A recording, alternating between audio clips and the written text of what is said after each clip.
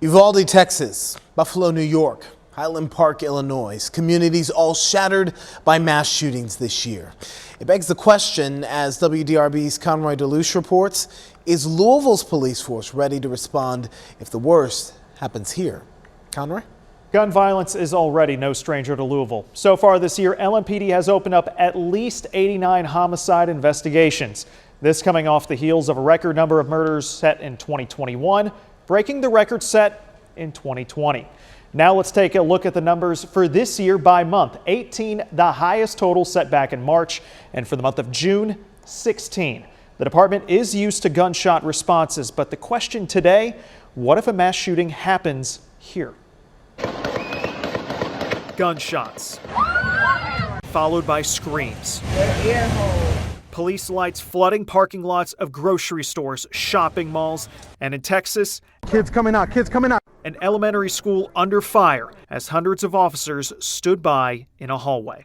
It was an absolute epic failure on so many fronts by law enforcement. For any agency who thinks that it wouldn't happen to them, that's arrogant, and you're not doing your community a service. That's why LMPD Chief Erika Shields stood in front of Metro Council to reassure that she is leading her department through intense training and an expectation of excellence.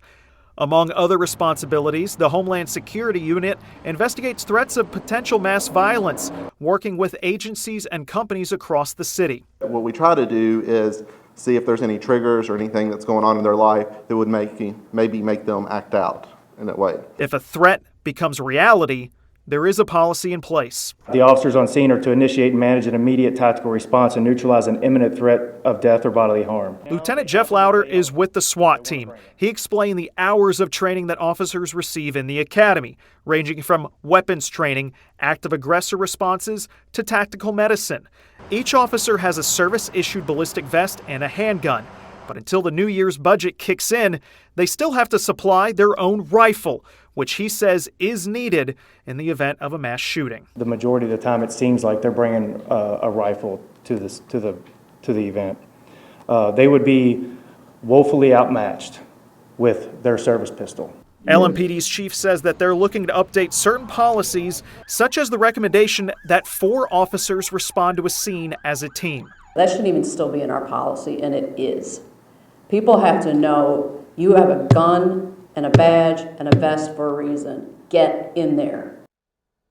While Louisville is not one of the cities mentioned in the long list of recent mass shootings, many watching tonight remember the September 1989 mass shooting at Standard Gravier.